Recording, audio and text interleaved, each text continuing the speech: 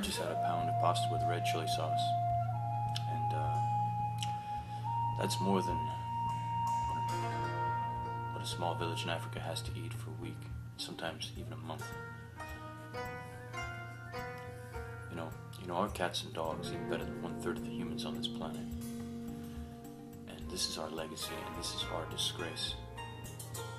And today I thought to say, well, hell, just screw it. I'll just smoke hash to the Mahasiddha here in India. But then I changed my mind. Change yours.